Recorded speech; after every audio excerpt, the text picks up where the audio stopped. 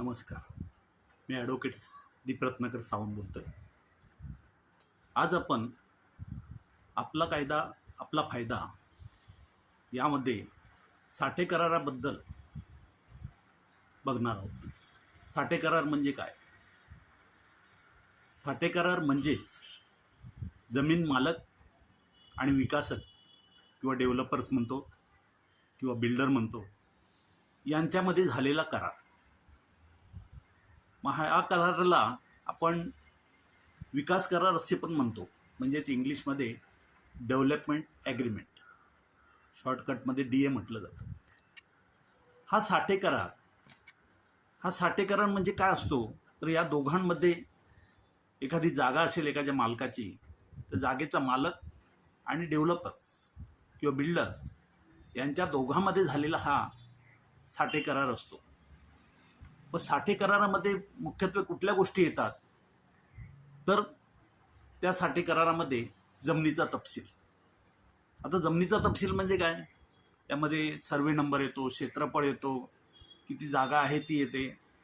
अशा प्रकारचं त्याच्यामध्ये तपशील नमूद करावा लागतो.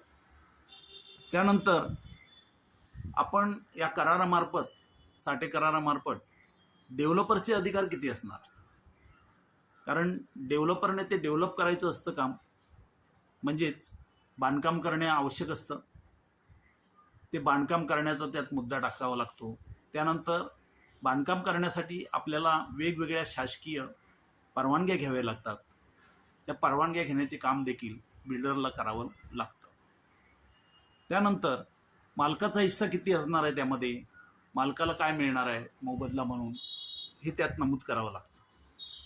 त्याला किती फ्लॅट दिले जातील किंवा किती जागा दिली जाईल किंवा रक्कम किती स्वरूपात दिली जाईल, हे सर्व त्यामध्ये नमूद केलं जातं. त्यानंतर डेव्हलपरचा हिस्सा किती राहणार, विक्री करायसाठी फ्लॅट किती असणार त्याच्याकडे, या सर्व बाबींची त्याच्यामध्ये नोंद करावी लागते. मेन म्हणजे बांधकामाला मुदत, म्हणजे प्रकल्प किती दिवसात पूर्ण केला जाणार याबाबतची नोंद या साठे करारामध्ये करावी लागते. त्यानंतर खर्चाची जी संपूर्ण जबाबदारी असते ती शक्यतो डेव्हलपर्स उचलतो, परंतु ते देखील त्या करारामध्ये नमूद करावं लागतं. आणि अशा प्रकारे तयार झालेला हा साठे करार हा रजिस्टर ॲक्ट 1908 प्रमाणे त्याची नोंदणी करणे आवश्यक असते. त्यामुळे ह्या दोघांमध्ये झालेल्या कराराबद्दल आपल्याला पूर्णत्व माहिती येते. अशा प्रकारे साठे कराराबद्दल ही थोडक्यात माहिती सांगण्याचा प्रयत्न केलेला आहे.